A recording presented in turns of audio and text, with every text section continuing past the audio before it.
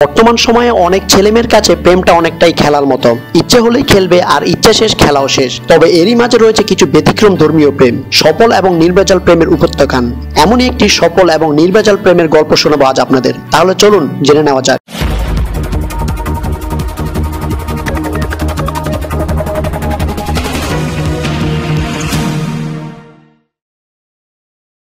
ঘটনা পঞ্চগড় জেলার তেঁতুলিয়া উপজেলায়। দীর্ঘ 16 বছর এক নাগারে প্রেম করার পর গত শুক্রবার পারিবারিকভাবে বিয়ে দেওয়া হয় প্রেমিক প্রেমিকা ওই যুগলকে। ঘটনার নায়ক তেঁতুলিয়া বজনপুর ইউনিয়নের মালিগঞ্জ গ্রামের খোকন প্রধানের দ্বিতীয় পুত্র মোলয়েম প্রধানের ওরফে রাসেল। নায়িকা হলেন একই উপজেলার দেবনগর ইউনিয়নের খাটিয়াচর গ্রামের মাহবুব আলমের মেয়ে তৃতীয় কন্যা মর্জিনা আক্তার। দুজনের সদ্য মাস্টার সম্পন্ন করেছেন। সম্পর্কটা শুরু হয়েছিল সেই উচ্চ মাধ্যমিক থেকে। উভয় তখন ক্লাস 7-এর ছাত্রছাত্রী ছিলেন। প্রেম শুরুর কয়েকদিনের মধ্যেই আশেপাশে সবার কাছে তা প্রকাশ হয়ে যায়।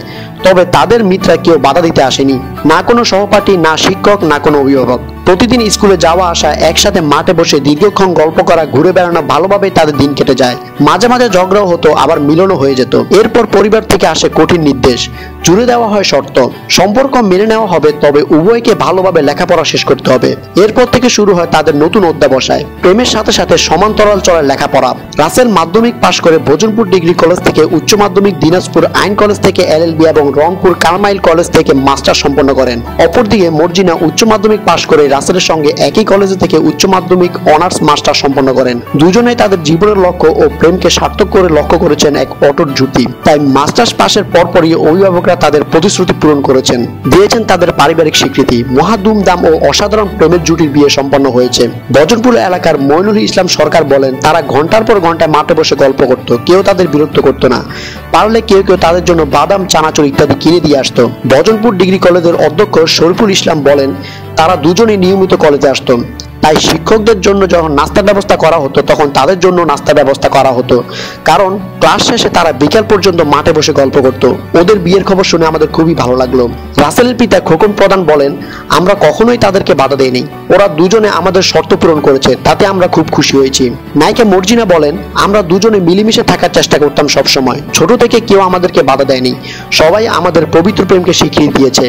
আমরা অনেক খুশি। সকলেই দোয়া করবেন আমাদের জন্য, যেন আমরা সারা জীবন একসাথে থাকতে পারি।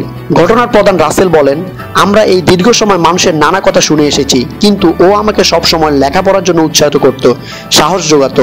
তাই আজ আমরা সফল হতে পেরেছি। রাসেলের দাবি, মন থেকে দৃঢ় ইচ্ছা থাকলে সবই সম্ভব। স্থানীয়দের মতে আজকালকার অবহেলা ভালোবাসা যেন এক কেবল প্রতারণা আর ছলনার রূপ নিয়েছে। সেই হিসাবে চিরন্তন সত্য, সুন্দর আর পবিত্র ভালোবাসার উজ্জ্বল দৃষ্টান্ত স্থাপন করেছে রাসেল মর্জিনার জুটি। তাহলে আজ এই পর্যন্তই। ভিডিও সম্পর্কে কোনো মতামত থাকলে অবশ্যই কমেন্ট করে জানাবেন। আর প্লিজ অবশ্যই আমাদের চ্যানেলটি সাবস্ক্রাইব করে রাখবেন। Video update journalist news desk.